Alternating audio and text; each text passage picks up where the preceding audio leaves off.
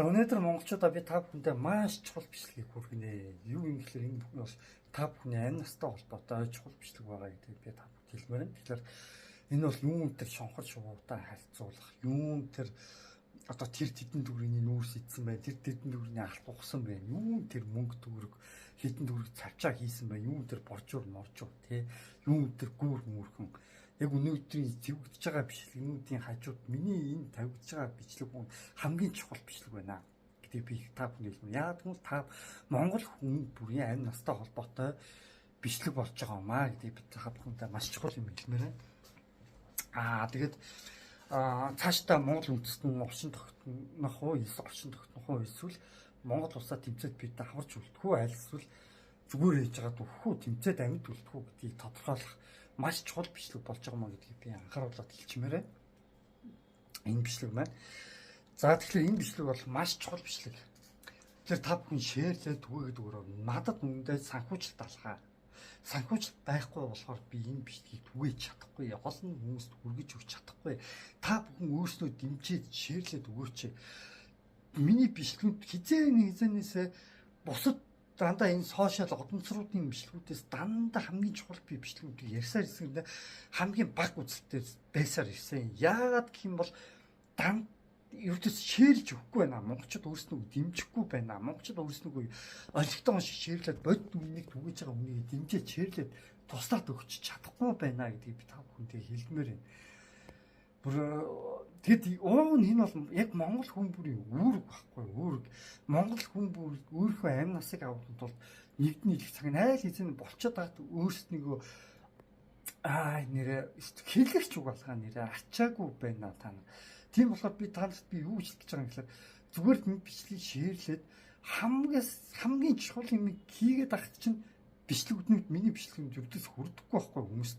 Яагаад хүрдэггүй нь маш тодорхой. Бус хүмүүс мөнгөөрөө зарцдаг олон нийтээр албаар маш олон ингээд утсан дээр одоо ингээд те хиймэл аккаунтууд үүсгэж байгаа талбаар шеэрлдэг цаана ингээд бодлоготой дандаа улс төрийн нэг бол хятадын нэг бол Оросын нэг бол нямар нэг улс төрчин бодлоготойгоор ингээд дандаа бичлэгүүд цэвэгддэг болохоос биш бодлоготойгоор сүүлийн гарч ирж байгаа бас одууд бас гарч ирдэг болцсон ердөөс одууд хүртэл бодлоготойгоор гарч мөнгөтэй хүмүүс ингэж гарч ирээдэг яг ингээд шудраг үннийг яриад дэлгэж байгаа хүмүүс ердөөсөө бичлэгүүд нь шеэрлэгдэхгүй үнэн хүмүүс түгээгдэхгүй байна гэдгийг эхлээд би хэлээд өгнө. Тэгээ сүүлийн үед одонцор болоод байгаа хүмүүсийн илүү чухал бичлэг. Гэтэ үргэлжил тийм байсаарсан. За тэгээ одоо юу гэсэн энэ бичлэгийг би олон түмэн түгэж чадахгүй. Сайн түгэж чадахгүй. Над тийм бэлчин тийм ахтал тийм одоо ингээд ахталт ингээд ажиллаад дэмжиж лайк шеэр дараад ингээд хоон чагаас комент бичээд ингээд сууж хийдэг тийм олон хаягаас ингээд комент бичээд худлаа хүмүүст хүргээд ингээд сууж хийдэг тийм одоо трол баг маг юу ч байхгүй. Бусад хүмүүст бол тийм зөндөө байдаг юм байна. Тэгээд над юу ч байхгүй болохоор яг үүндээ хүргэж чадахгүй. Тэгэхээр та бүхэн энэ бичлэгийг хүргэж өгөөрэй. Энэ бол бичлэг бол Монгол хүн бүрийн үүргэн шоу гэдгийг би зөвхөн хэлмээр байна.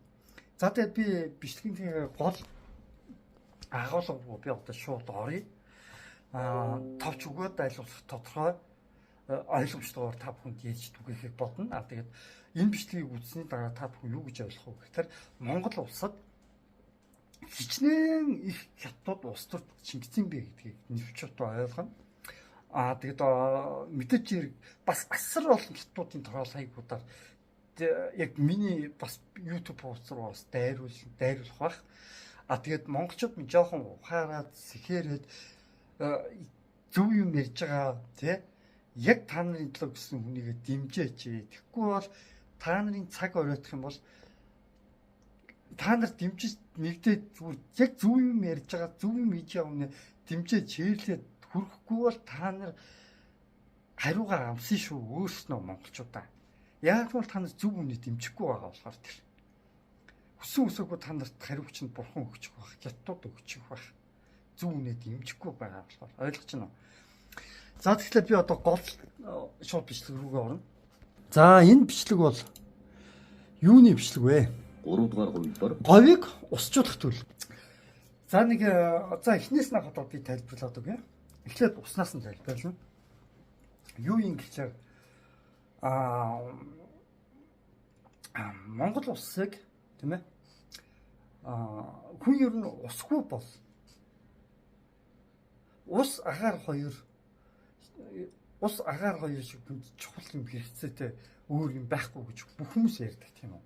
Ус байхгүй бол хичнээн тэр газар тог байгаад ч нэмэггүй амьдрал үүсэхгүй.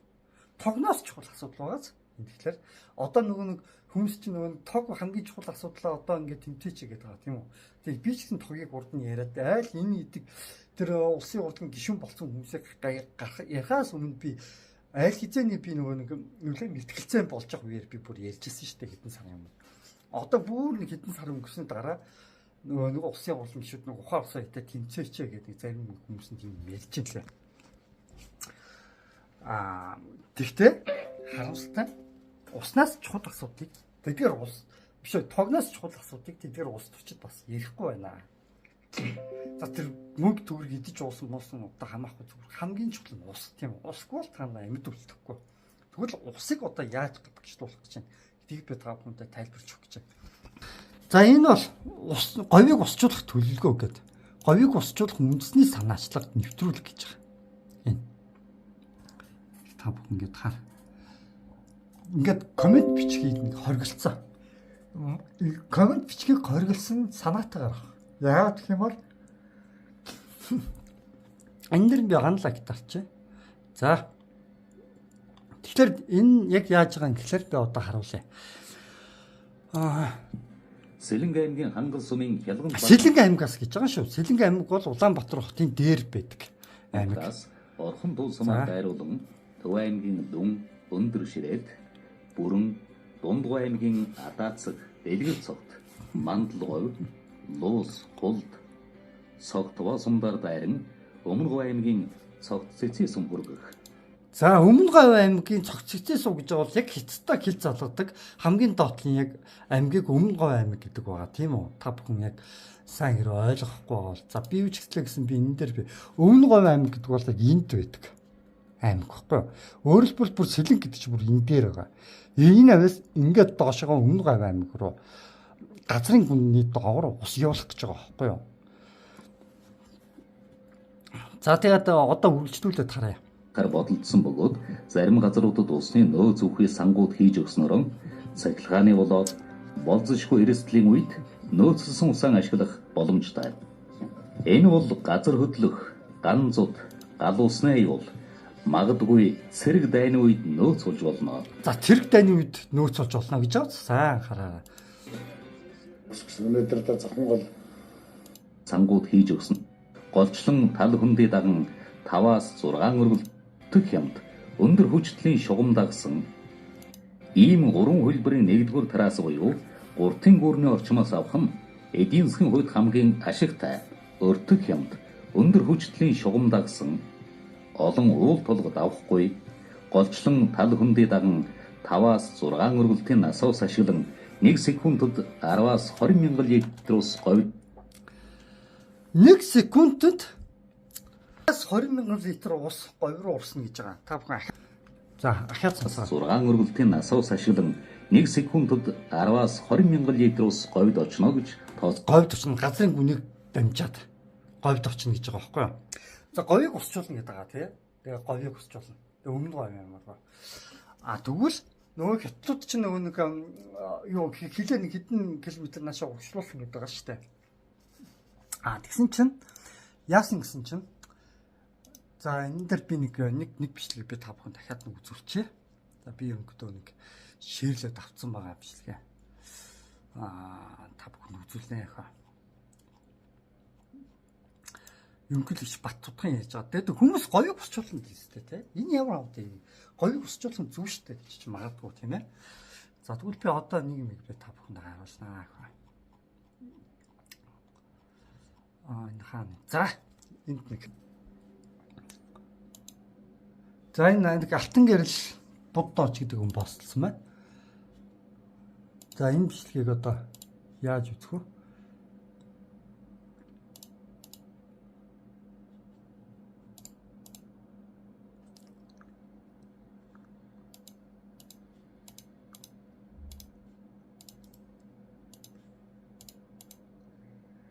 Энэ юу н хар болгоцсон чинь болохгүй байгаа юм шүү дээ.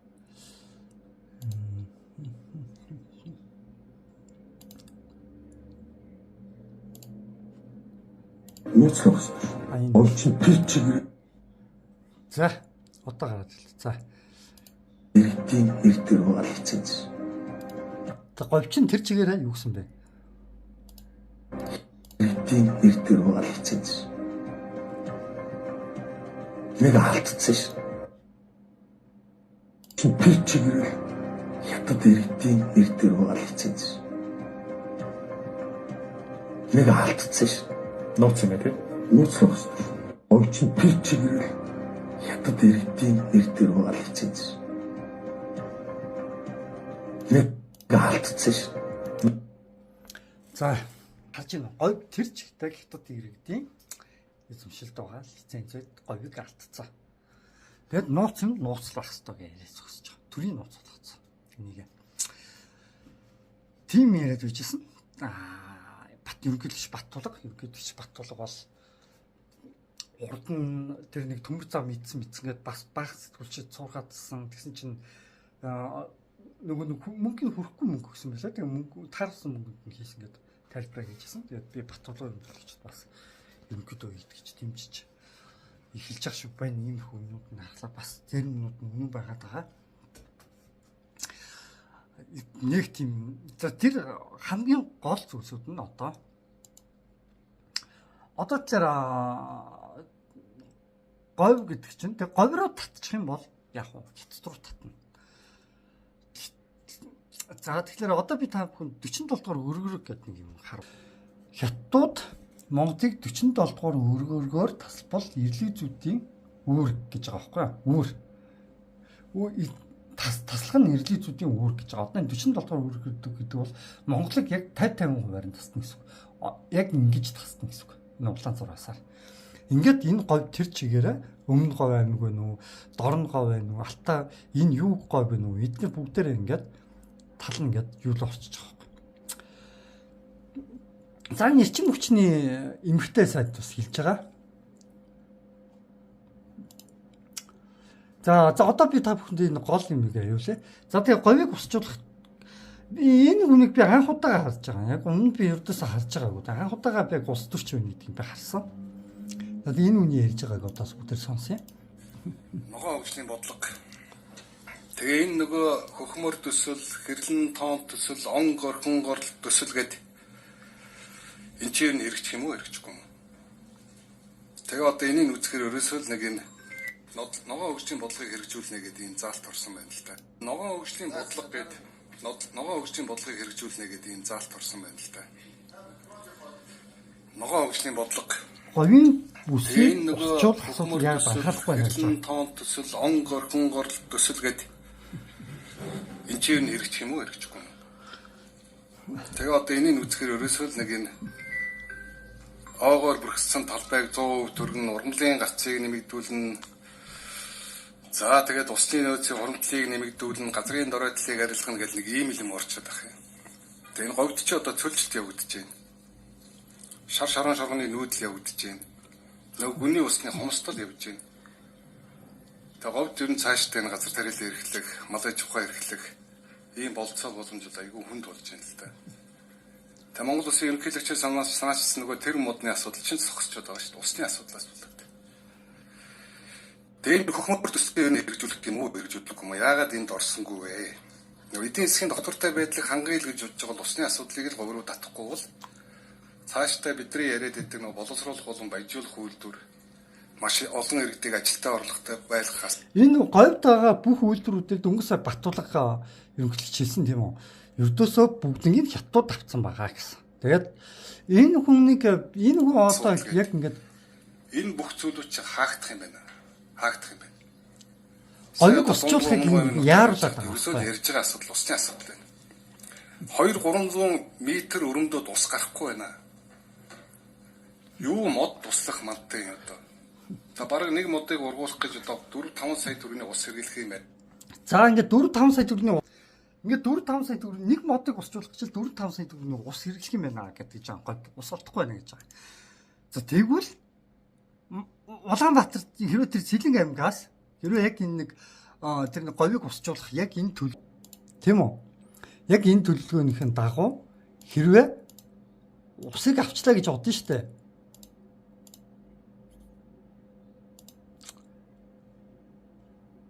За яг энэ төлөвлөгөөнийхэн дагуу усыг авчлаа гэж бодъё.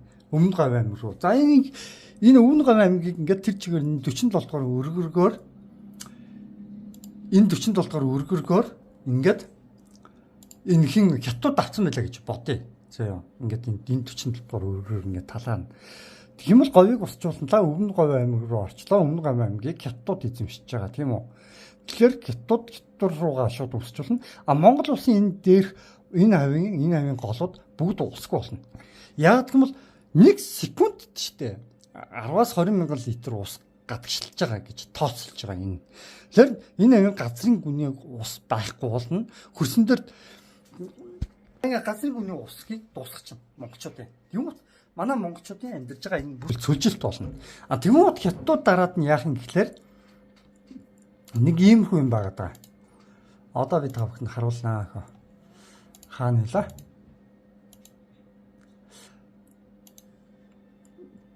За, энд нэг иймэрхүү юм байгаа даа. Хятад Шанхай гэж байгаа. Энэ үед яг юу гэдэг нэг моднуудаар ингээд усчулсан ингээд нэг эмхтэй нэг хөвшин авгаан хятад авгаан зураг тавьчаад ингээд элсэн цөлийг усчулсан ингээд өөрснөрөө барахад байгаа. Эдгээр усгүй бол хизээч усчлахгүй байхгүй. Эдгээр хизээч асар том төсөл асар том ус очихгүй хизээч газар мод урахтай үүсч урахгүй газар. Элсэн цэл гэдэг тийм үү? Ер нь хэцүү халуун хуурай хичнээн ус татаад тэр газарт нь асар хэмжээний халуунаар туслаа бороо болоод уурчаад явдаг тийм газар байхгүй. А тэгээд яг гэдэг юм гэхэлэр хятадууд тийм үү манай Монголын өөрснийгөө бид нар ийм элсэн цүлийг ингэж авсан гэж ингэж өөрсдөө рекламдах гэдэг байгаа байхгүй. Тэр нь яаж байгаа юм гэхэлэр манай энэ хавийг элсэн цүл болгож хувиргаад энэ хавийг ногоон болгож хувирах төсөл нь одоо энд явагдаж байгаа байхгүй. Энд. Тэгэд энэ хавьд яасан хүмүүс яах юм? Харангадаж өгнө. Ерөнхийдөө харангадаж өгнө. Тэгээ Америкийн эдийн засгийн халуурчдын ном байдаг тийм үү? Нэг хуулианы онол мол гэдэг ном байдаг. Тэдгээр номнууд дээр юу гэж тусгасан гэдэг юм гэхэлэр эхлээд газрын гүний усыг нь аав. Энэ ус гэдэг бол нийтийн өмч байх хэвээр. Газрын гүний усад Монгол ард түмний нийтийн өмч байх хэвээр.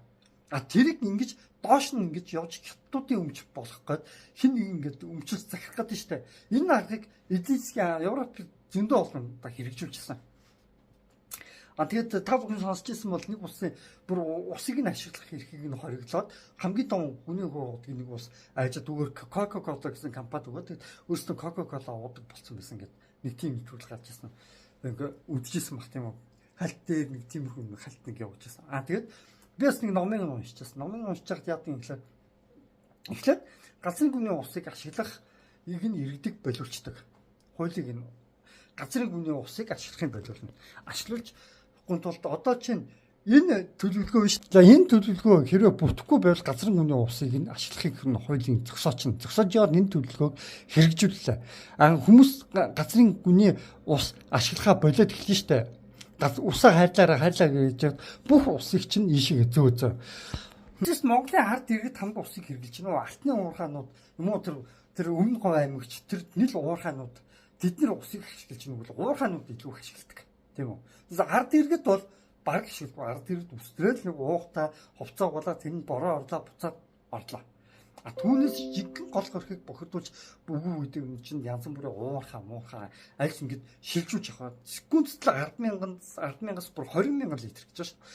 За 20,000 литр гэдээ баг тооцчихсан. Секундэд гэдэг чинь за 60 секундэд хэдөө 100 баг 200 юу лээ. Тийм биш үү? Баг 240 литр ус баг гадагшлах гэдэг юм шүү. 240 мянган литр. Хүчнөө олон тонн ус гадагшлах юм шүү. Пүү юу юм гэсэн 20,000 120 тонн баг ус гадагшлах юм. За ямар тач зөндөө их ус гадагшлах юм байна. Секундэд шүү дээ. Тэгээ эн чинь цагт хэд болох вэ? Тэгээ тэрийг 24 цагт үржүүлэх хэрэгтэй болох. Тэгээ тэрийг сард үржүүлэх хэрэгтэй болох.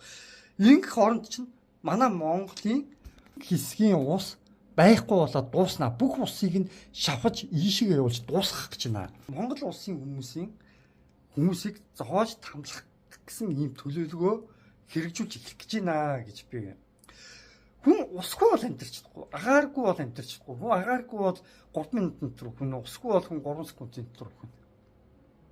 Биш 3 өдрийн дотор хүн. Тийм үү? 3 өдрийн дотор хүн гэж тооцсон гэдэг усгүй бол. Тэгэхээр энэ дээр монголчууд усгүй болох төлөвлөгөө явагдчихэв. Энэ дээр. Тэгээд цаашлаад нэг мод туслах гэж танд 5 сая төгрөг байтугай 10 хэрвээ энийг гоёг усчлаад монголчууд усгүй болчихвол та нар нэг модыг услах гэж та нар 10 сая төгрөг ус хэрэглэнэ. Тэгээд хамгийн гол нь яа гэвэл ийм хүн юм чинь дараад нь тэгээд борооны ус ашиглана гэж бодож байна. Сүүлийн үед нэг сайхан бороо их орлоо л тоо.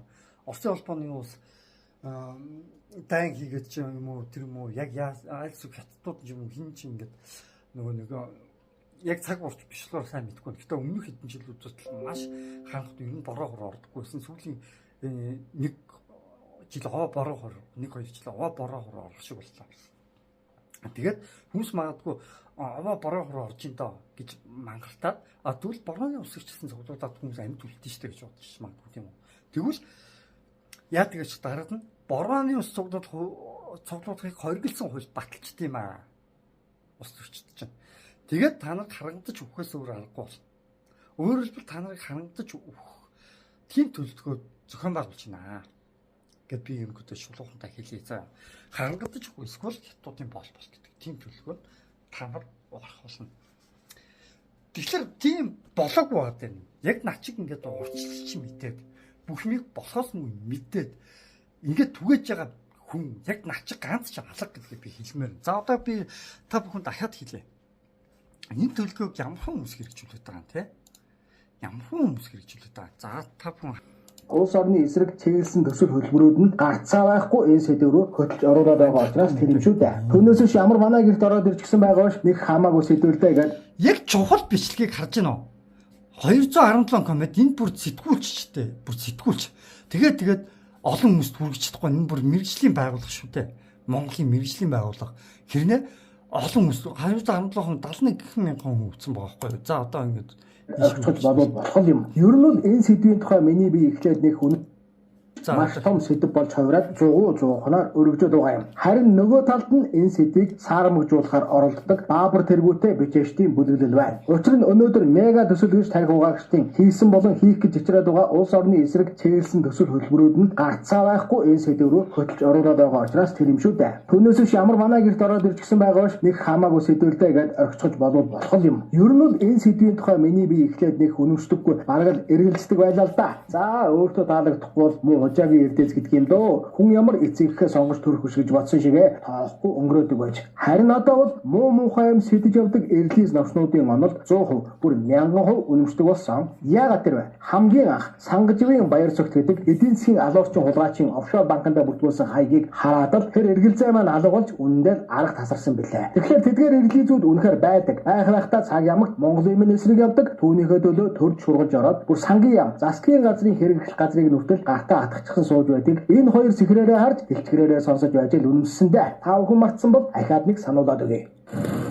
2013 онд Сангажив гэдэг хүний хүү баяр цогт гэх Монгол нэр зүүсэн ихээхэн эргэлзээтэй лойрчны Швейцар дахь нууц дансны мэдээлэл задарч тэрээр сандмент хэвлэлийн хурлын энэ талаараа шаал худлаа мэдээлэл өгчөөсөн билээ. Дансны илэрсэн цаг мөчид тэрээр манай Монголын улсын хурлын дэд дараагаар ажиллаж байлаа шүү дээ. Дараа нь сайхан бэлгийн засгийн газрын хэрэглэх газрын даргуулаад явж хөтөжүүлүү бүр холиож өгсөн л дөө. Түүнээс хойш түүний талаарх мэдээллүүд улам бүр өргөжөж тархсаар өнөөдөр түүний нэрээр гадны банкудад 60 гаруй сая доллар байдаг нь илэрчээд байгаа юм. Оюут толгой гэрээг үзүүлсэн 2008 онд офшор банктай хийсэн тэр гэрээ 2013 онд илэрхэд гэрэний толгой дээр Шо мистер Яшо гэх мөртөө оршин суух хаяг эргэлзэл гэдэг дээрээ Сангаживын баяр цогт Монгол улс Улаанбаатар хот Чүкбаатар дүүргийн 7 дугаар хороо Сэрэл ботхны Е4 тодод суудаг гэд энэ бүхнийхээ ард Чайна гэж байгаа юм. Чайна гэж бичсэн. За. Тэд улсад харьяалаг аны тод юу орох? Баяр цогтын хаяг Чайна гэдэг гарчирсан. Улаанбаатар Чайна гэдэг. Одоо Улаанбаатар биш Улаанбаатар Монголиа Чайна гэдэг. Одоо нөгөө энэ тийм Чайна. За тэгэд энэ бичлэгийн бүксүүдийн гарлыг тодорхойлжээ. Тэнд бадмын ламсрын хятадын аюул байна. Хятад. За тэгэд энэ бичлэгээр би яг юу бүрэх гээд байгаа юм гэхээр саяна говийг н усчлах гээд энэ нэг ерөнхийдөө шим яриад байгаа шүү дээ. Энэ говийг усчлах маань одоо цөлжилт явагдаж байна. Говийг усчлах гэдэг байгаа. Шар шараа гол цөлжилж явж чинь шат шалсан чи говийг хүсчүүл гэдэг. Үүний царайг нь би зүгээр ингээд харлаа л та. Тэгээд би хараад би ерөнхийдөө нэг хүнтэй би зүгээр нэг жишээ болгоод зүгээр харьцуулаад үзчихээ. Энэ хоёр хүн төстэй харагдаж байна. Та бүхэн зүгээр хардаа. Хамар, нүд, хөмсөг, уруул хэр зэрэг төстэй байна. Та нар зүгээр ингээд хардаа. За энэ хүн чинь энэ говийг усчуул гэд ингээд дэмжиж Монгол ардын намаас ингээд энэ ажлын бүлэг гэдэг энэ одоо хүн яг хийм болоо гэдэг ингээд үтсэн чинь төмөр тоогийн их төвшин гэдэг нэг ийм хүн байх, ийм хаягтай хүн байх. Тэгээ яг юу гэдгийг би сайн үнэндээ мэдсэнгүй. Сайн шант Монголыг нөө нэг сайн шантад ажилтгал юм шиг байна. За тэгээд энэ чинь нутаг минь ямар гой зүйл хайрхан хүртэл нутаг минь гэсэн нэг ийм юм хүн постлцсон одоо.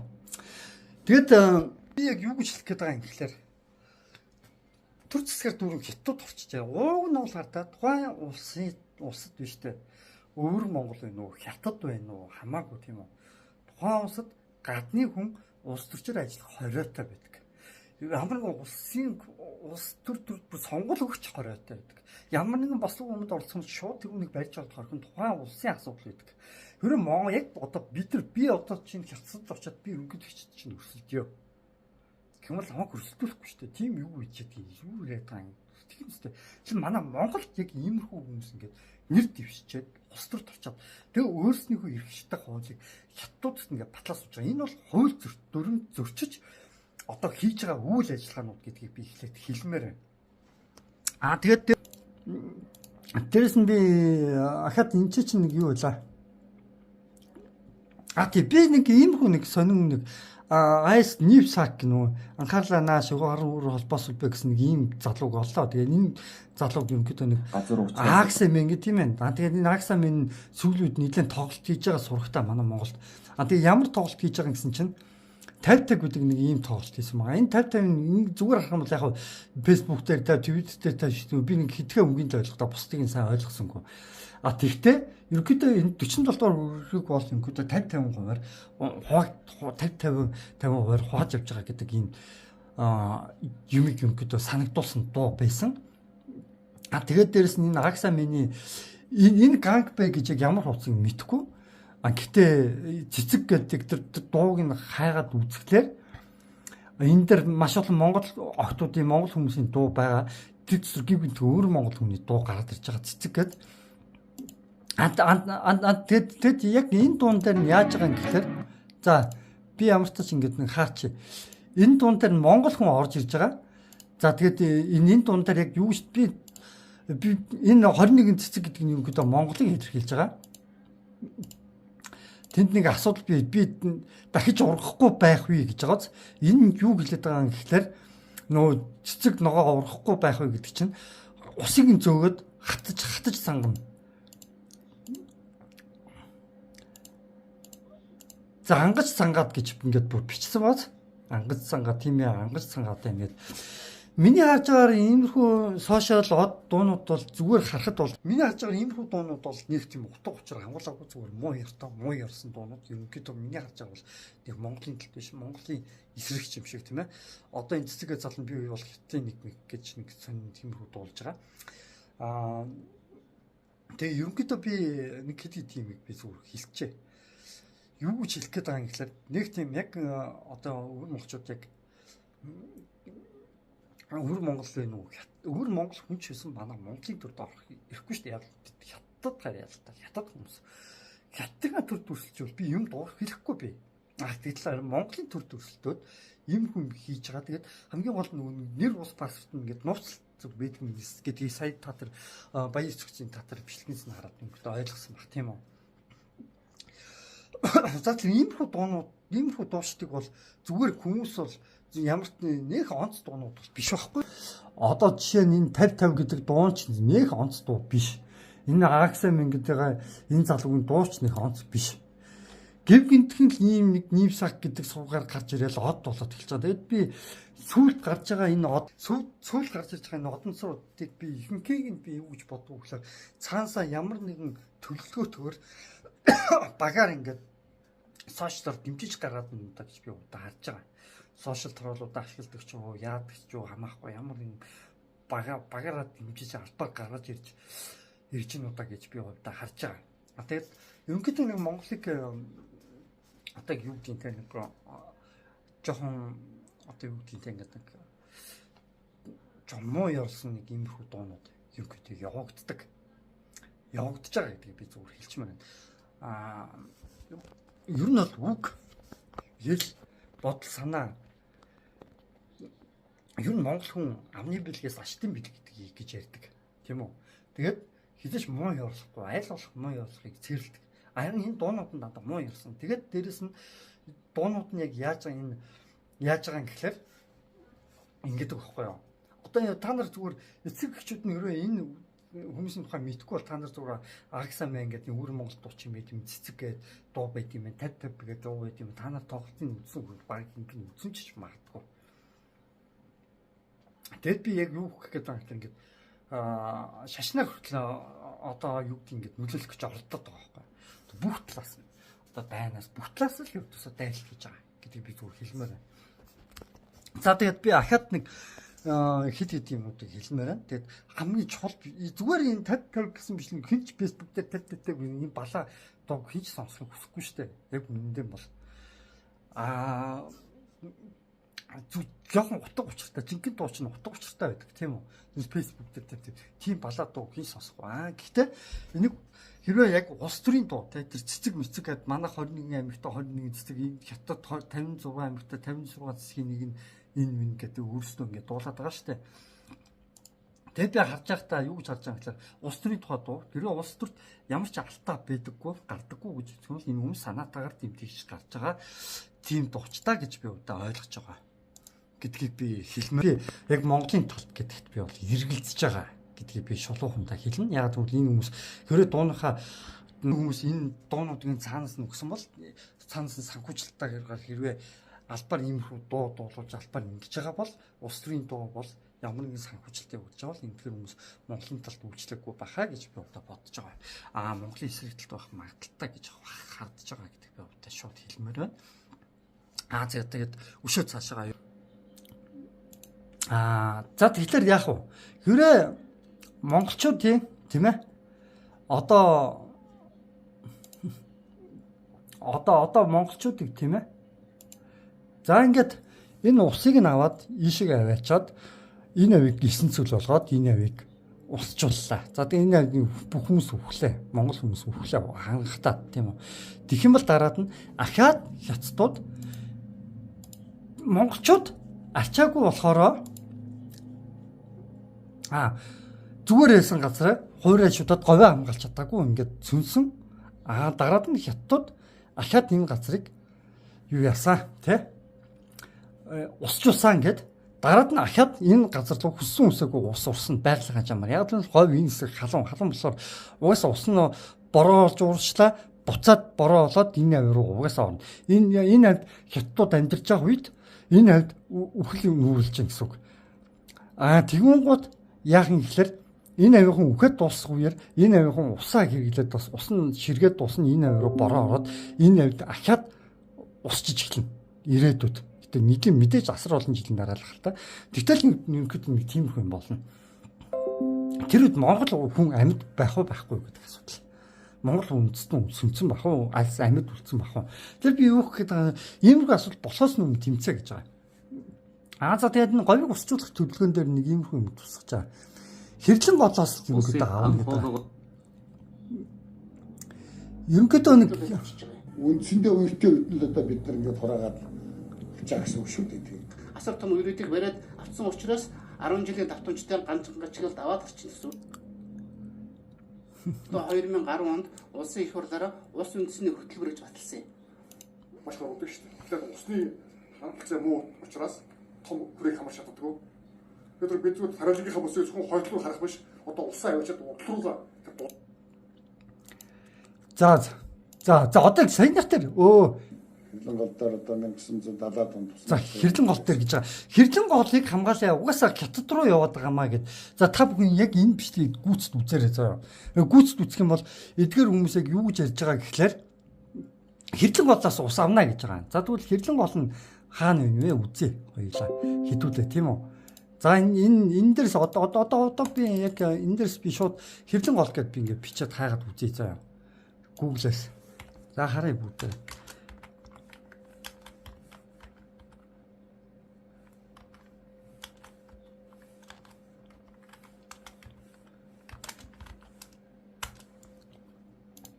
За map. За газрын зураг руу орлоо. За хэрлэн гол. За энд хардаг хэрлэн гол гэдэг Монгол бичигтэй гоц. Яагаад энэ хэрлэн гол гэдэг Монгол ус яагаад ингэж хятадын гарт орцсон хүмүүс хэвдэггүй гинэ. Ганцхан байгаль нуур монголчуудын хятадын талд биш орсуудын талд орцсон гэдэг ганцхан энийг сөхөөд идэв. Хэрлэн хүртэл хятадын талд орцсон байх хэвээр гой хүртэл. Та нар энийг ингээ хардаа. Энийг хардаа хэрлэн райв гэж бас Монголын газар нутгаас гарцсан байгааз харж байна уу та бүхэн.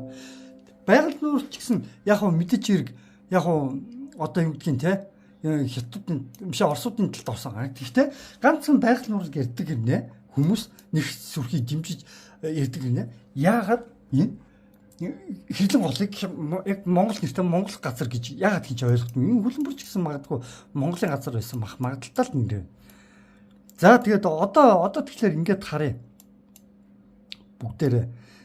За энэ хэрлэн гол гэдэг нь хаана нэ гэсэн чинь одоо зүгээр хэрлэн гэж бичлэр энэчээс гарч иж байгаа заа. За тэгтээ яг Монголын хэрлэн голоос гол нь энэ дээрээс 3 ус авна гэж байгаа шүү дээ. Тэгээд за Монголын ямар ч усгүй болох юм инглээ гэдгийг та бүхэн ойлгосон баг. Тэгэхээр энэ хэрлэн гол руу урсдаг нэг ийм гол байгаа. Энэ ус биш дээ. Одоо би та бүхэнд юу ярих гэж байгаа гэхээр энэ гаргалгаанаас гаргахыг заах гэж байгаа. Юу юм гэхээр энэ говийг усчлах төлөвлөгөөг ердөөсөө ойрох бол энэ хятадын компаниудыг дуустал зайлтал ойрох. За юу. Монголчууд өөрснөө газар нутгаар эзэн болтлоо говийг усчлахыг зүгээр ойрох гэж хэлж байгаа. Тэгээд Батулга говийг тэр чигээр хятад тавцсан гэж. Тэр чигээр гэсэн шүү. Зүгээр говийн нэг наазахын нэг хэдэн километр урагшлууллаа гэж ярьсан биш юм байна. Ерөөсө говийг тэр чигээр хятад тавцсан юм байна гэд ойлгоч. Тэгэхээр яах юм бэ? Говийг усчлахаа болчих. Харин юу гэлэх гээд байгаа юм бэ? Биднэрт өшөө харин жинхэнэ харин байгаа гол горхоо харин аврыг гэж бодчихвол энэ хятадууд айгүй санаатай заяа. Одоо энэ ингээд сайн харах юм бол ингээд Монгол улсын хил заяа. Хил. Яг энэ хил дээр усж байгаа та бүхэн усыг сайн ажиглаарай заяа. За ингээд харуулъя та бүхэнд. За энэ ус яаж вэ? Энэ хэрлэн голоос ийшиг орсон усыг тастаа хийсэн баз. Аль хизээ нэ? Тастаа хийсэн байхгүй болгоцсон. Яг манай Монголоос хятад руу гарах энэ ус байгаа штэ. Энэ усыг яагаад тасдахгүй байгаа? Энийг нь тастаад болиулах хэрэгтэй байхгүй юу? Энийг нь тастаад болиулах хэрэгтэй байхгүй юу? Энийг нь тастаад энийг нь өөр тишээ ингээд урсгаад энийг өөр тишээ урсгаад ингээд энийг нь ингээд өөр газар руу урсгаад энэ чанасээ ингээд энэ голын гол төрлийг л өөрчилж чадах юм бол яг уу яг энэ хятад руу урсаад энэ гараад байгаа үстэй яг энэ хэсгийг л тастаж хайжээж одоо энийг юу их үзүүлээ л да одоо харж байна уу? Одоо та бүхэн харах юм бол яг юм байна. Яг энэ хятадуудах бүр тасарсан байгаа. Бүр байхгүй. Тэгэд яг манай Монголын хинчээс айгүй их ингээд ус урсаж байгаа юм шиг харагдаж байгаа.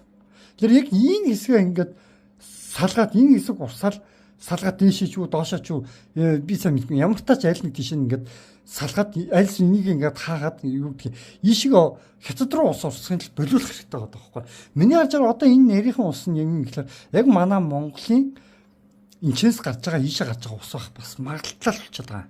Яг юу гэдэг юм хэлэхгүй. Гэтэ ямар тач ийшээ монголчууд хэрэг үнэхээр л яг гол горхоо урсаж гараад байгаа тий гол горхуудаа ингээд хамгаалъя гэж байгаа бол гол горхуудаа ингэж хамгаалах шаардлагатай болчиход байгаа байхгүй. Хятадын хил рүү гарч байгаа усыг л болиулаад хаачих хэрэгтэй болчихж байгаа байхгүй.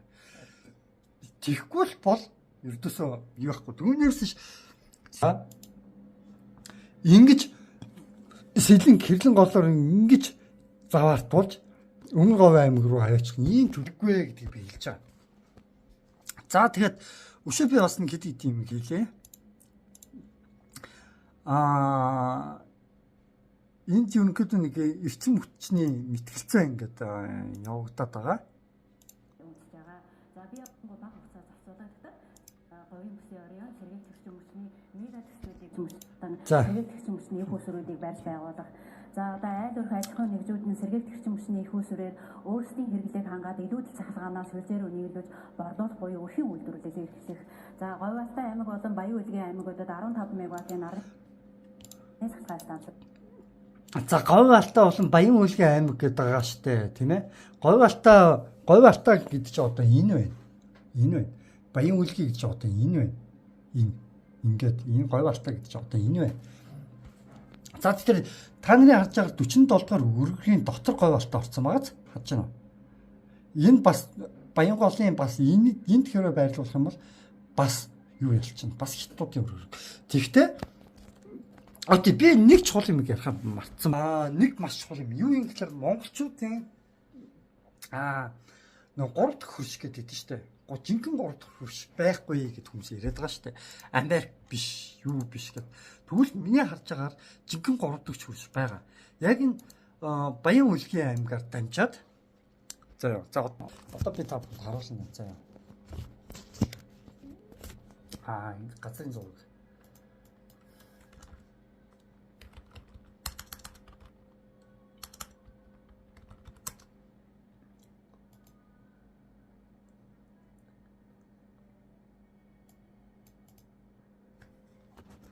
За газрын зураг дээрээс бүгдээр харцгаая. Монгол улс яг хаана хилж байна? Энд нэг жижигхэн шугам дээр баг хиллээд байгааз нэг ойрхон зайтай. Казахстан улстай. Миний харж байгаа энэ Казахстан улс бол миний харж байгаагаар яг 3 дахь хөрш болох магадлал өндөртэй байхгүй. Тэгэхээр яг яаж байгаа юм гэхээр хэрвээ би бол одоо яг хувьдаа бол энэ эрчим хүчний сайд бол Австралич нөө хаач хэлсэн гэлээ. Тэгээ хэдэн жил болоод ирсэн мэддэхгүй. Тэгээд хэрвээ олон жил болоод ирсэн бол Монгол улс төрд бол өрсөлдөх ирэхгүй хүн. Тэгээд жоохон өөр Монгол ажиллагаа ажиглагдаад байгаа. Хэрвээ өөр Монгол хүн бол бүрч улс төрд өрсөлдөх ирэхгүй. Тэгээд юу гэж хэлж байгаа юм гэхэлээ би нэг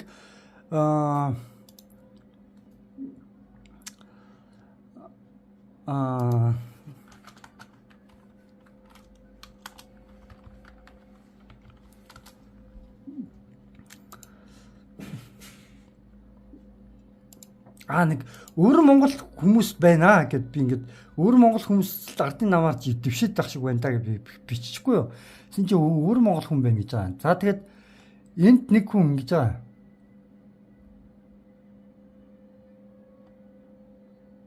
Өөр Монгол хүн байхаар энэ одоо хятад ганцуу юу сайн мэдгүй. Өөр Монгол хүн байхаар яадаг юм балаарч ястан минь гэж байгаа байхгүй юу? Энд намайг. Тэгээд юу гэж хэлж байгаа юм гэхээр өөр Монгол хятад болохоос биш Монгол биш. Би өөр монголчуудыг хятадд өрсөлдөж исэн бол би юу ч хэлэхгүй тийм үү? Тийм үү энэ мэтгэлцээ нэ. Би юу ч хэлэхгүй. Өөр монгол хүмүүс хятадд өрсөлдөж исэн бол би юу ч хэлэхгүй. Харин энэ ч нэг ийм юм бичиж байгаа комментар.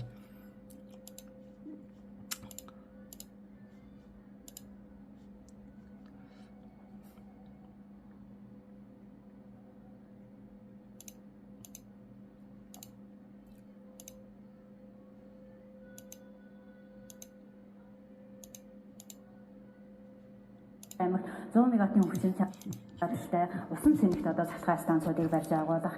За тэгээд мөн одоо түрүүний дурдсан тийм говийн бүсийн орон сэргийлт эрчим хүчний мега төслүүдийг хүмүүс барьж байгуулж эрчим хүчийг одоо экспортлох гэсэн ийм ажлуудыг тусгасан байгаа. Юу гэж хэлэх гээд байгаа юм гэхээр гол нь би яг юу гэж би хэлэх гээд байгаа юм гэхээр хэрэв үнэхээр яг монголчуудаа бодсон бол тийм үү. Улаанбаатар хоттой цахилгаан станц барья.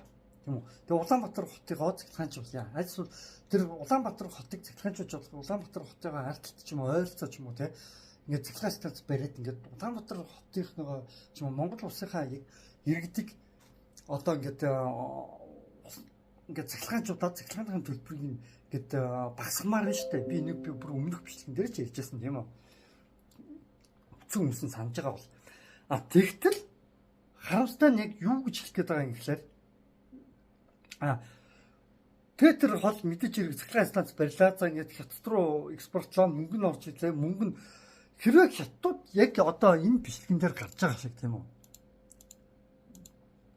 Яг одоо энэ удирдагчид иргэн болоход болгоомжтой хандах хэрэгтэй. Хятадын удирдагчид иргэдээ бусад орны иргэн болох хэрэгэлцдэг байлаа л да. За өөртөө таалагдахгүй бол муу хожаагийн эрдээс гэдэг юм дөө. Хүн ямар эцэгхээ сонгож төрөх хүсгэж бодсон шигээ тоохгүй өнгөрөөдөг байж. Харин одоо бол муу муухай юм сэтэж явдаг эрлийс навчнуудын онол 100%, бүр 1000% үнэмшдэг болсон. Яагаад тэр вэ? Хамгийн анх Сангаживын баяр цогт гэдэг эдийн засгийн харж бодоод үз. Оюу толгойн гэрээг бат. За одоо улс төрчид асар болуулаа хятадын талд орчжээ тийм үү.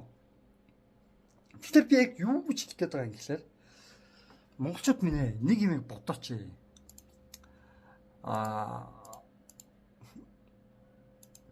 Яагаад одоо яг ингээд энэ юундуудад анхаарлаа хандуулаад байгаа юм бэ гэхээр миний харж байгаагаар би сая та нарт үзүүлсэн юм газрын зурган дээр Казахстан улстай хэлж байгаа 3 дахь хөрс бол Казахстан улс. Тэгэхээр ийшээгээ бид нар бас анхаарлаа хандуулмаар байна. Казахстан улс руу юу хэлэх гэдэг нь жинхэнэ 3 дахь хөрс чинь тийм ээ. Энэ Казахстан улс шүү. Монголын яг энэ 3 дахь хөрс байгааз. Орос, Хятад, Орос одоо энэ дээр Орос энэ чинь ингээд Хятад, Монгол, Казахстан. Казахстан улс жинхэнэ 3 дахь хөрс байгааз. Тэгэхээр би яг юу гэх гээд байгаа юм хэлээ. Энэ Казахстан улсууд монголчуудаа өөрсдөө анхаарлаа хандуулаач юм. Тэгээс 47 дугаар үргэлж гээд өргөөр нь авах гэдэг нь. Тэгэд бид нар энийг нь эсрүүцээд 47 дугаар үргээс аль болох гаргамаар байна гэдэг. Би тэгээд ерөнхийдөө энэ бичлэг дэндүү урт үргэлжлэлтэй. Тэгэхээр би юу ярих гэдэг юм гэхээр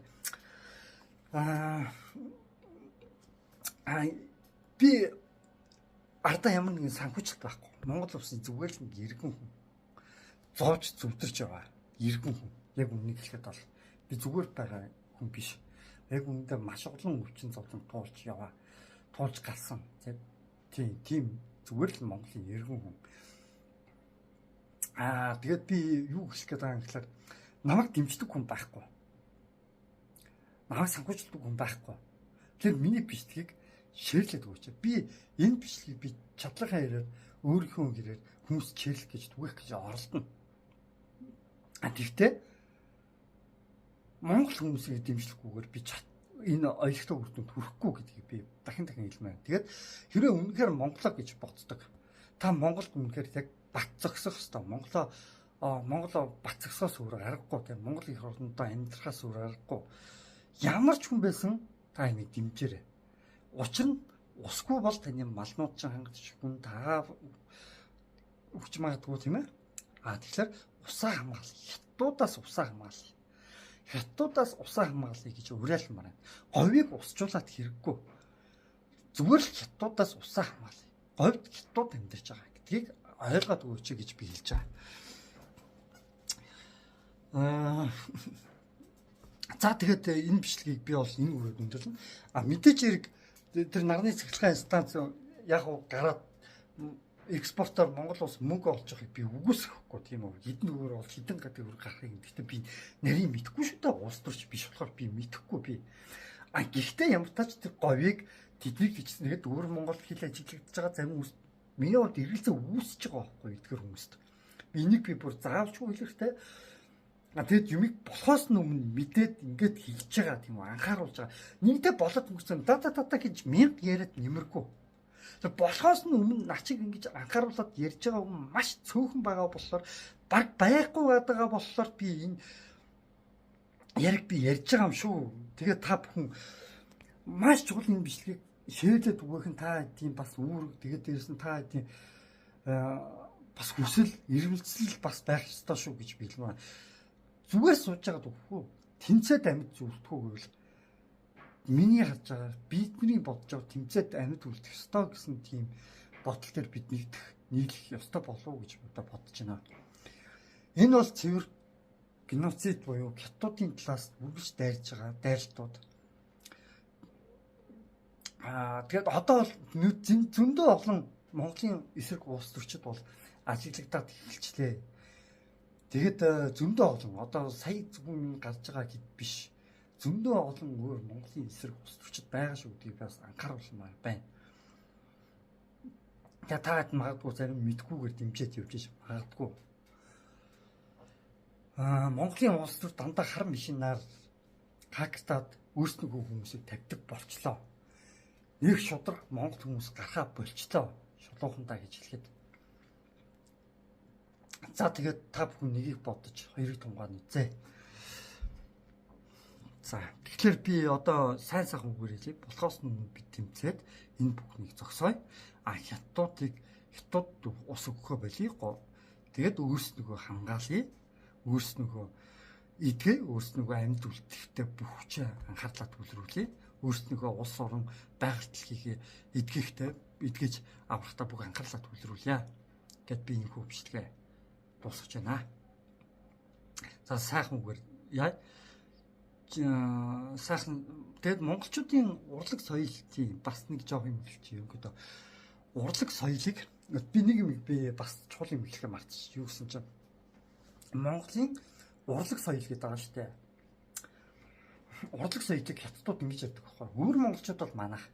Тэгэхээр одоо өөр монгол бол манай хятадын талх. Тэгэхээр яах нь Монголын соёл бол манайх гэж ингэж хятадууд ажиллаад байгаа шүү дээ. Тэгвэл би энэ асуултанд нь бас нэг хариулчмаар байгаа. Юу гэж хариулмаар юм бол хэрвээ бид хятадын нэг жижиг мужиг хэрвээ Оросууд ч юм уу, Америкчууд ч юм уу эзэлж авчаад хятадуудын соёл манайх гэд ингээд дайраад байвал ямар вэ хятадуудаа. Энэ үгээр монголчуудаа та бүхэн хятадуудын амийг таглаарай гэж би та бүхэндээ хэлмээр байна.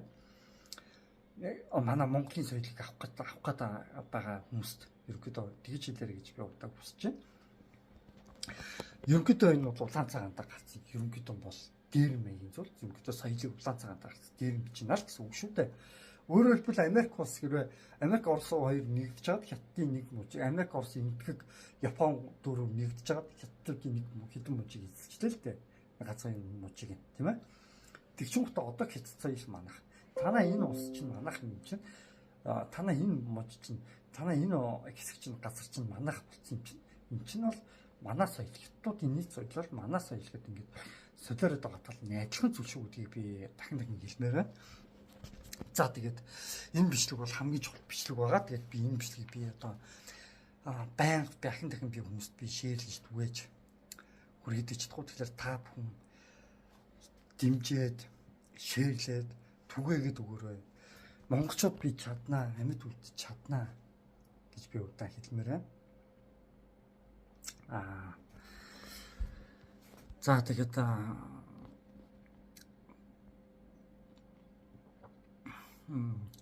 энэ бичлэгийг ерөнхийдөө энэ хүрээд дуусгая. За тэгээд ерөнхийдөө би одоо яах гээд байгаа юм гэхээр ерөнхийдөө одоо та нарт би зөвхөн хэлье л та тийм ээ. Энэ дууныхын төгсгөлт нь нэг юм гарчаа. Би яг нэг дуу хийсэн л дээ. Агсаа минь зориулаад. Тэгээд энэ дуун дээр ингэж байгаа. Нэг хэдийн ийм тасраа цэцэг харагдаж байгаа. Тасалсан сарнаанууд харагдаж байгаа. Тэгээд энэнгээр ингэдэ усуудаас илэрхийлж одоо энэ ч нэг хэдэн буу зэвсэг харуулж байгаа энэ дуу. Тэгээд нэг хэдэн нэг нүүрэ баглсан хүмүүс ерөнхийдөө одоо энэ хоосон барилга дотор буу зэвсэг бариа зогсож байгаа арталт нь. Одоо ингээд жоохон эргэн тойронд харах юм бол ингээд тэгж байгаа л. За ингээд буу зэвсэг атгасан.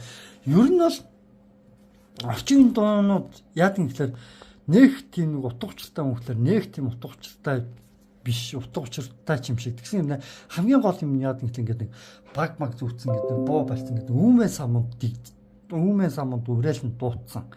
Тэгээд энийг өвөр Монгол хүмүүст хувьдаа дэмжиж албаар ингээд хийлгээд байгаа юм бол өвөр Монгол хятадын талын хүмүүс албаар монголчуудыг нэг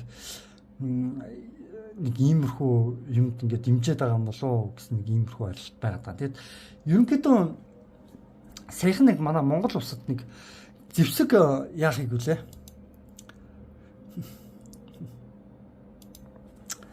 Тийм зэвсэг иргэдэг зэвсэгжүүлнэ.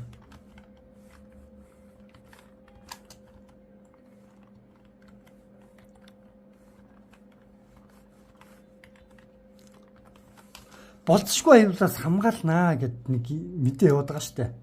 Одоо энэ дээр бүгднгийн зэвсэгжүүлэх. За энэ буудлагын төвүүдийг маш олноор байгуулах. Энэ ард иргэдийн бас энэ болцсохгүй аюулд яг бэлэн байх тал дээр бол энэ одоо хөтөлбөр дээр чи ерөнхийдөө тусгай та нарт бол задлаад явчихна гэж ингэж яриад байгаа юу? Ер нь энэ зайлшгүй хийх ёстой юу? Яг ийм зүйлийг яг өнөөдрийн цаг үед гэж би асууя. За энэ үүсэж байгаа нөхцөл байдалтай холбоотойгоор бид энэ орон нутгийн хамгаалтын тухай хуулийг бол өмнө баталсан. За орон нутгийн хамгаалтаар бол ард иргэдийг одоо батлан хамгаалах яамны одоо тусал дэмжлэгтэйгээр орон нутгад бол буудаж тийм ээ тухайн зэвсэг техникийг хэрэглэж сургаж байгаа. Энэ бол одоо бид ямар нэгэн асуудал болоход орон нутаг ихний ээлжид одоо хамгаалтын ихний игнэнд явах энэ бодлого бол зайлшгүй шаардлагатай. Тэгжээж бид одоо иргэн бүхэн одоо эх орноо хамгаална гэдэг үндсэн хуулийнхаа үүргийг бол биелүүлж байгаа. За цаашид ер нь бол Швейцар улс бол иргэд бүр одоо буу эзэмших хэрэгтэй.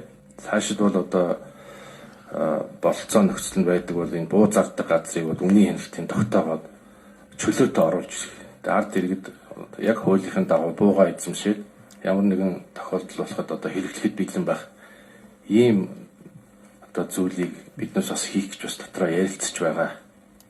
За тэгэхээр миний энэ бичлэгийг хятад хүмүүс үзэж байгаа.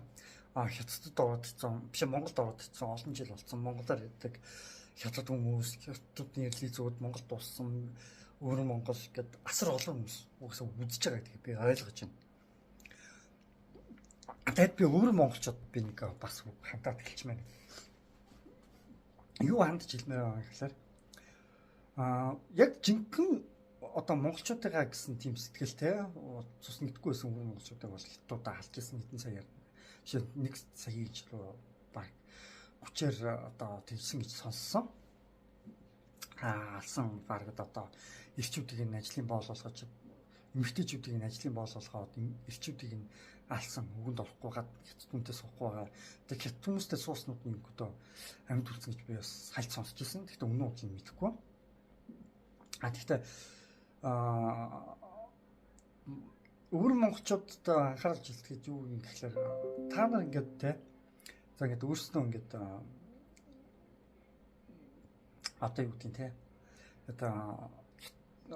одоо хятадууд эзлэгдлээ тийм үү. Тэгээд ихэнх нь одоо яг юу гэдгийг яг өөр монголчуудын талд монголчуудын талд хятадуудын талд хамаагүй хэд Монголын газар нутгаар амьдарч л байгаа бол Монголын газар нутгаар амьдарч байгаа хятад өөр Монгол эвлий сурлын зүг хамаагүй тийм үү. Та нарт бүгдээрээ Улаанбаатар хотод амьдардаг яг тэр юунаас амьдардаг л бол та нарт бүгдээрээ хангалтаж өгөх аюул нэрвдэж байгаа шүү гэдэг би та нарт бас эртнийчиг анхааруулад хэлчихье. Тэгэхээр та нарт би үйлчлэж байгаа гэхээр хэн байх ч хамаагүй. Монгол гэсэн сэтгэл зүрхтэй хүмүүс байвал хятад өөр Монголын хамаахгүй. Монголчуудын талд бас зогсох хүн байхыг би бас үгүйсэхгүй. Тэгтээ сая нэг буу зэвсэг ингээд хууль батлагдж байгаа шүү дээ тийм ээ. Нэг юм байгаа. Юу юм гэхээр хятад иргэд олно уу? Монгол иргэд олно уу? Хятад иргэд олно. Өөр Монгол олно уу? Яг Монгол жижигхэн Монгол иргэд олно гэсэн өөр монголчууд байна. Өөр монголчууд багадгүй монголчуудаас 2 дахин илүү зэвсгийн хүч чадалтай. Ганцхан өөр монгол гэтэл хүн хүчтэй. Статистик үзүүлэлтээр нь харахад 2-3 дахин илүү зэвсэг юугаар хүчтэй харагдажсэн дээр нэг харж яхад нэг тийг санагдаж байна. Тэгээд хэрвээ хятад Монгол руу дарах юм бол 2 цагийн дотор хийсэн гэсэн дээр үеийн одоо бас нэг 20 жилийн өмнөх тийм одоо цэрэгт яваад ирсэн хүмүүсийн бүтэд хийж ярьдаг байсан юм. За тэгээд гэрэх өмнө говь аймаг ингээд яг 47 дугаар өргөргөр заяа. Хятад эзэлсэн бол заяа. Ингээд хятад эзэлсэн. Одоо энэ хиний хилдгээр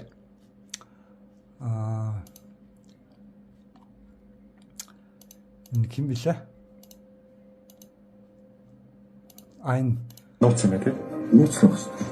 Ойчин тэр чигээр хятад иргэдийн эрдэр алцсан.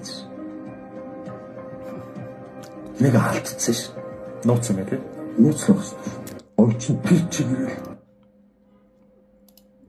Сатид хэрэг яг ийм байх юм бол иргэдэг ингээд зэвсэгжүүлэх юм бол говийн иргэдтэй Монгол иргэдтэй өнгөтэй тулж магадгүй гэдгийг би ихсад анхааруулмаа.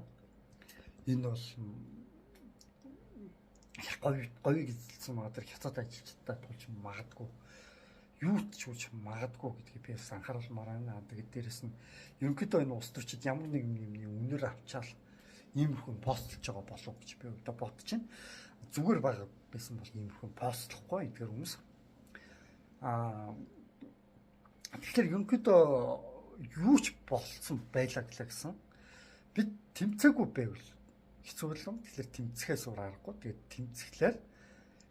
тэмцэхдээ яаж тэмцэх үү гэдэг нь бас сайн болох. Тэгээд иргэдэг зэвсэгжүүлэх юм бол ерөнхийдөө хятад иргэд мөнгөтэй. Говь дээр байгаа алтны уурхай янз бүрийн говийг одоо эзэлсэн байгаа тийм. Иргэдүүд бол асар их мөнгөтэй. Тэр хятадыг эзэлсэн байгаа. Хятад иргэдүүд ороод ирсэн байгаа. Тэгээд бид нар магадгүй гэр улс төрт хүртэл одоо хятад хүмүүс ингээд орж ирээд Монголын улс төрт хүртэл орцсон байгаа хүмүүс тэр хавийн иргэдэг Монгол бүртгэлтэй бас хятад хүмүүс байхыг үгүйсэхгүй би тэр өмнө говь байна уу говийн орионы бүс хавцаа. Гэхдээ орион гэж ярьдгийг би анх удаага энэ эмэгтэйг уг нь дандаа одоо бүсэл гэж говийн бүсэл гэж сонсдог байсан. Тэгээд би яг орион гэдэг бүгийг би энэ эмэгтэйгээс анх удаага сонссон. За тэгээд юу ч хэлээсэн би нэг юм хэлмээр. Би юу хэлэх гээд байгаа юм гэхээр хятад иргэд мөнгөтэй бууз зэвсэг худалдаж авах мөнгөтэй. Тийм үү? Бууз зэвсэг худалдаж авах мөнгөтэй. Харин манай Монгол иргэд мөнгөгүй. Энэ хэн бол юутай штэ. Тэгээд Монгол иргэдэд одоо жоох мөнгөтэй байх болцчихгүй нэг цөөхөн гэдэг хүмүүс байгаад тах шиг байгаа. Цөөхөн гэдэг нь улс төрч хүмүүс. Монгол иргэдэд магадгүй тэг бие хамгаалах зэвсэг тарааж чадах. Хятад иргэдээс бие хамгаалах зэвсэг ядаж тарааж чадах цөөхөн хэдэн мөнгөтэй гэр бүл байгаа байх. Түүнээс биш яг иргэдийнхээ мөнгөөр тооцоолох юм бол тэр говьд байгаа тэр алтны байна нүүрс минь хамахгүй тэр уурхаануудыг эзэмшигч нөхдүүд хятадууд арай илүү монголчууд бол мөнгөтэй тэгэхээр тэд илүү их зэвсэгчээд эхэлчих юм шүү гэсэн бас нэг тийм бодол байдаг. Юу гэхээр нэг зэвсэгт асар үнэтэй байхгүй. Тэр зэвсгийг Монгол иргэд худалдаж аваад хамгаалж чадах уу өөрснийгөө худалдаж авч чадах уу гэдэг нэг асуудал байна.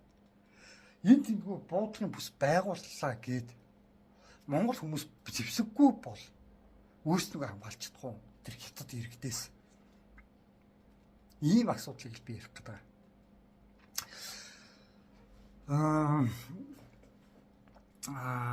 Тэгээд тэгээд марцсан сансын зөндөл байгаа бах. Гэхдээ ерөнхийдөө нэг энэ хүрээд биш тэгээд дуусгая. Тэгээд өшөө нэг юм иргэдтэй анхааруулах. Ерөнхийдөө буу зэвсэг гэдэг зүйл заяа. Ихэнх тохиолдолд хүмүүс уураа барьж чадахгүй хүмүүс буу зэвсгийг бол аваад хэрэггүй шүү гэж би одоо зөвлөмөр байна. Уураа барьж дийлдэхгүй хүмүүс бол буу зэвсэг аваад хэрэггүй. Баянга одоо юу гэдэг те нөгөө уурын чинь хөдлөгдөг, уурын чинь төвчээрийн чинь барддаг, янз бүрийн хүнийг төвчиж амьдарч исэн хүмүүс. Одоо чинь би бол одоо юу гэдэг те хангалттай бол зүгээр буу бол барьж исэн ч би бол одоо юу гэдэг те зайлшгүй нөхцөл биш бол би бол хэрэглэхгүй байж чадна. Гэхдээ би бол өөртөө бат итгэлтэй байдаг. Харин жоохон залуус ч юм уу те яг нэг уураа барьж сураагүй хүмүүс бол буу зэвсэг барих юм бол гэр бүлийнхэн хоорондоо буу зэвсэг хэрэглэсэн тохиолдлууд маш их бүртгэгдэн шүү. Америкийн улсад чинь яг одоо ингээд иргэд нь яг ингээд зэвсэг барих тийм ихтэй. Тэгээд ерөнхийдөө яг юунд ашигласан хамгийн их үед юм бэ гэсэн чинь иргэд хоорондоо ингээд нэг гэр бүлийн хэвүүл маргаан ч юм уу те баг иргэд хоорондоо дотроосоо баг гэр бүлийн хоорондоо маргалдахдаа нэг нэгэндээ ашлалцсан тохиолдлууд нь илүү байна гэсэн тийм судалгаа гарч ирсэн. Тэгэхээр би юу гэж хэлэх гээд байгаа хатаар энэ тухайд ерөнхийдөө маш боломжтой хандаараа тэгээд зайлшгүй шаардлагатай үед буу гаргадаг байгаараа түнш буунд бол одоо юу гэх хуурай барьж мэдгүй хүмүүс бол хэр барагтай бол бас боо зэвсэг барих нь бас аюултай шүү гэдгийг би бас хэлмээр байна. Яг гэх юм бол нэг хоромхон зургийн уураас болж насан туршидаа хүмүүс бас алдаа хийх магадaltaй. Тэгээд энэ тухай Монгол иргэдэд бас анхааруулад хэлчихье гэж би бодож байна. Тэгээд өшөө бас нэг юм байна. Саяхан нэг Монголын үндсэн телевизээр нэг юу цацчихна нэг юу гэдэг үлээ. Хятад иргэд юулаар алтаа авч хадгалах нь ихссэн байна гэсэн судалгаа гарчаа гэж. Би энэ чинь хайл 10-20 жил мэдчихсэн шүү дээ. Тэгээд интернетээр постлжсэн шүү дээ. Зүгээр пост болгоод өнгөрсөн. Тэсэн чинь дараад би пост дууссан л. За тэгээд тэр чих юу юм гэхэлэр угаас нь эдийн засгийн алуурчдын номон дээр чинь айл өмнө угаас бичсэн мэдгүй байхгүй тэр чинь. Хятадууд нөгөө нэг алтмаг болгож хадгалж байгаа. Тэгээд тэр номон дээр юу гэж хэлсэн гэсэн юм гэхэлэр алтнаас илүү баг мөнгө нь илүү үнцэнд хүрдэг шүү гэж тэр бичсэн байсан. Мөнгө нь илүү ашигтай шүү хийхэд. Мөнгө нь илүү үн хүрэхээр мөнгө нь илүү үнэтэй шүү гэд. Тэгэхээр юу гэхэд мөнгө нь илүү хямдхан хэмнээ илүү үнэтэй бол мөнгө олгож хадгалах нь илүү үнэтэй мэн гэж тухайд хэлжсэн. Гэхдээ ихэнх хүмүүс яаж байгаа юм гэхээр долларын ханш бас хөвөлцөөд байна. Нөгөө нэг төгрөгийн ханш бас унж магадгүй гутаа алт болох уу, мөнгө болох уу, доллар болох уу, аль зүйл юан болох уу гэж ястаа бодож байгаа зарим хүмүүс баг юан болгож хадгалаад байсан. Тийм үү. Тэгээд алт мөнгө энтриг ингээд хүн юан болгож хадгалах юм бол ядаж ингээд хүнд мөнгө авна штэ хүмүүс чинь бас ингээд тийм ээ. Тэгэхээр би яг юу гэж ярих гээд байгаа юм гэхээр гол зүйл нь ерөнхийдөө эцсийн эцэст яг гол зүйл нь миний харж байгаагаар юу юм гэхээр зүгээр хөрөнгө оруулалт шууд захиргаан станцаа нуу ямар нэг юм аваад ямар нэгэн байдлаар хөрөнгө оруулалт хийчихээ тийм ээ эргэлцдэг тийм хөрөнгө оруулалт хийчихээ. Тийм бол тэр чинь жинхэнэ одоо хөрөнгө болж үлдэн шүү гэж би одоо хэлэх гэж байгаа. Түүнээс айлсвал одоо юу гэдгийг те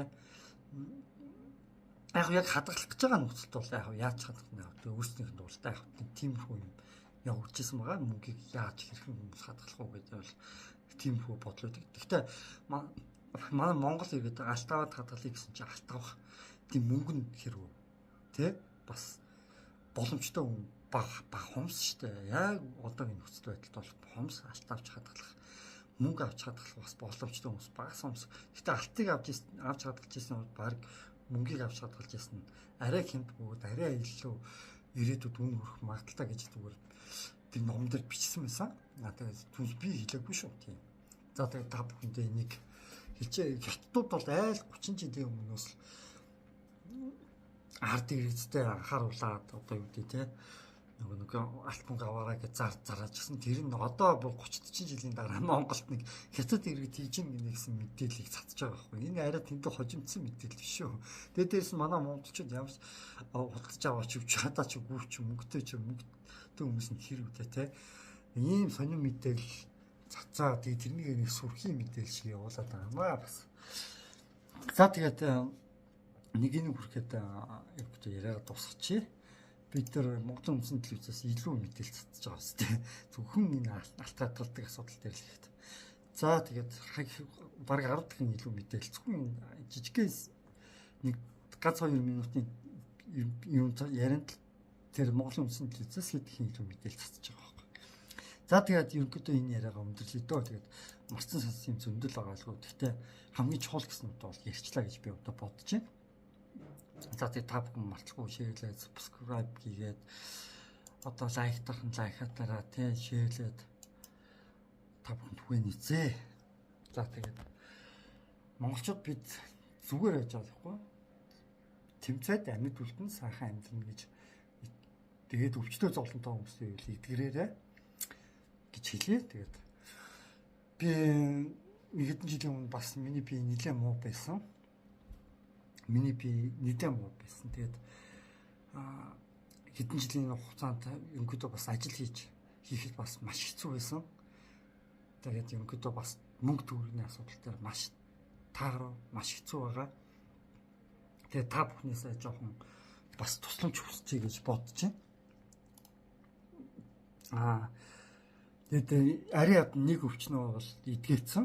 Ерөнхийдөө бол ихэнх зарим ихэнх ариадсан байж эдгэрсэн. Тэгээд бас одоохондоо тэгээд бас яг одоо юу гэдэг те олон нийтэд хүргээд би одоо энэ бичлэгүүнүүдэд за би одоохон Word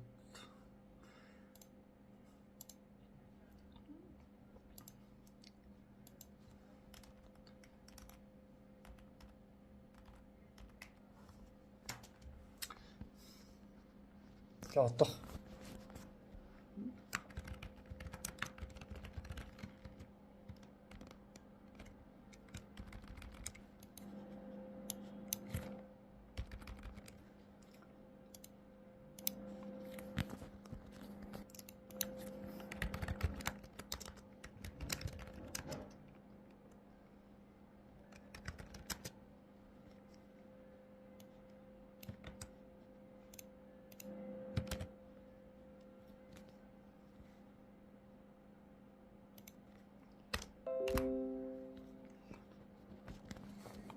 за энэ миний данс байгаа шүү. Тэгээд энэ данс руу та бүхэн чадвар дэмжиж мөнгө явуулж болно. Тэг дэмжиж. Бол би цаашдаа одоо ямар нэгэн байдлаар би одоо ажил төрөлтөө ямар нэгэн хийгээд яг үүндээ би та бүхэнд одоо чухал мэдээллүүдийг би хүргэж өгөөд чадахгүй. Тэгээд дээрэс нь масар олонд нэмжлэгтэй энэ олон одоо сошиал одонцруудыг миний бичлэг бол давж гарахгүй. Тэгэхээр юу гэдэг юм гэхээр мөнгөтэй бийжэж би одоо чинь жоохон мөнгөний хүнд нэг одоо нэг 3 төрлийн хүч чадал байвал хүн юм бас дажгүй хвчтэй юм шиг мөнгөний хүч чадал, эрх мэдлийн хүч чадал тийм үү? Тэгээд нэг мөнгө, эрх мэдэл, тэг мэдээлэл гэдэг нэг ийм хэдэн төрлийн хүчтэй бай болчих юм бол би өөрөдөө тодорхой хэмжээд би бол Монголыг бол хангалттай явуулж чадна. Эсрэг тактик, эсрэг төлөвлөгөө тийм ээ.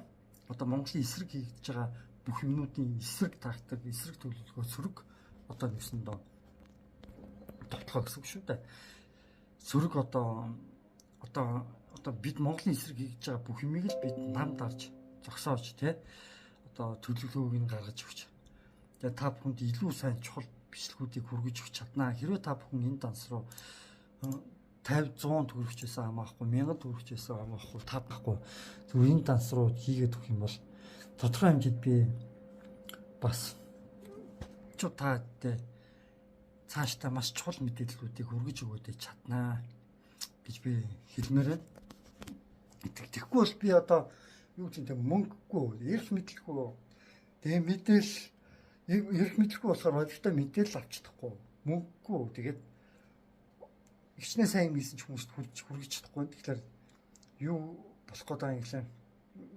Сошиал одонцруудаас илүү гарах ямар нэгэн байдлаар чухал мэдээллийг илүү бусдад түгээх.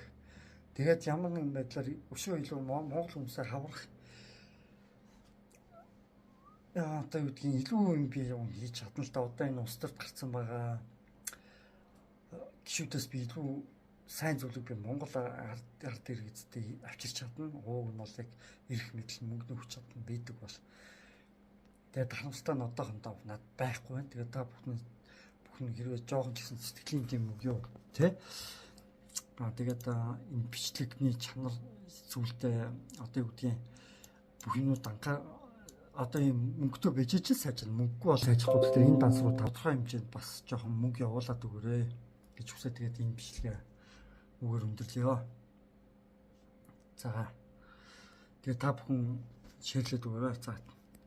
Тэгээд Монгол улс Манданбаатар болтугай бидний эрүүл мэнд ажил үйлс бүх юм бүтэмжтэй байх болтугай бид тэмцэх юм бол ялч чадна, нэгдэх юм бол ялч чадна. Монголчууд бид дэлхийг дөргиж ирсэн улс ахиад оргиж чадна. Одоо үед бол хүний дээр үед ч бид хүний тоогоор цөөхөн гэсэн. Одоо ч хүний тоогоор цөөхөн байгаа. Гэхдээ хамаагүй дээр үед ч гэсэн бид хүний тоогоор цөөхөн гэнэ дэлхийг дөргиж явжсэн хүмүүс. Одоо ч гэсэн бид хүний тоогоор цөөхөн гэнэ ахиад оргиж чадна гэдгийг би хэлмээр байна. Тэгээд олон улсын харилцаа гэдэг надад бол бас ботсон юм байгаа. Маш олон хийх төлөвсөн мэдээж хэрэг бүгднийг одоо ингээд задлаад ярьж болохгүй. Цаг нь болохоор ярина. Тэгээд одоохондоо бол тэгээд нэг ийм хүн юм ил ярьж чадгаар байна да. За тэгээд та бүхэндээ бид чаднаа л гэж хэлээ. Бид сайхан амьдарч чадна, аз жаргалд хүрч чаднаа л гэж та бүхэнд амлая. Бид монголчууд бид тийм үү? За тэгээд сайхан явуулаар амны бэлгээр энэ удаагийн бичлэгээ өндөрлөё.